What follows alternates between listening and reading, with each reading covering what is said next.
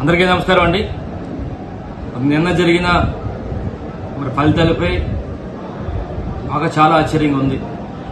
ఎందుకంటే ఎక్కడ తప్పు చేసామో కూడా తెలియని పరిస్థితి. ఈ 5 సంవత్సరాల కాలంలో జగనన్న ప్రతి పేదవాడి కోసం ప్రతి ఒక్కరిని కూడా ఆదుకోవడం జరిగింది.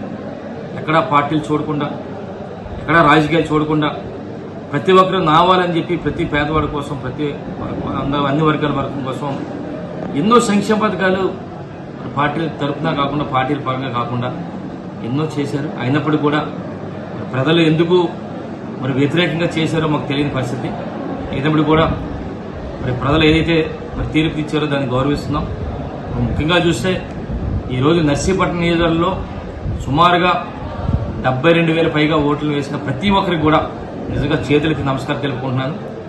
ఎందుకంటే ముఖ్యంగా ఈరోజు ఎన్నికల కాలంలో ఈ 5 సంవత్సరాలతో పాటు ముఖ్యంగా ఈ 5 సంవత్సరాల్లో పార్టీ నాయకులందరూ కూడా ఎంతో కష్టపడి పనిచేశారు. ప్రతి కార్యకర్త కానీ, ప్రతి అభిమాని కూడా, ప్రతి నాయకుడు కూడా జగనన్న పథకాలను ప్రతి ఒక్కరు కూడా చేరవేసే విధంగా ప్రతి ఒక్కరు కూడా కష్టపడి పనిచేశారు. దాంతోపాటు వాలంటీర్లు కూడా ప్రతి కుటుంబానికి వెళ్లి జగనన్న సంక్షేమ పథకాలు కూడా అందించారు. వారందరూ కూడా నా ప్రత్యేక ధన్యవాదాలు తెలుపుకున్నాను.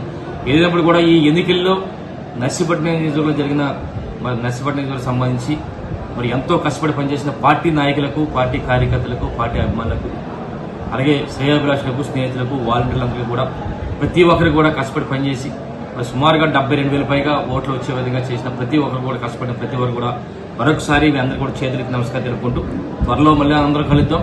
రేపు రాబోయే రోజుల్లో మళ్ళీ జగనన్నతో పాటు మనందరూ కూడా నడుద్దాం.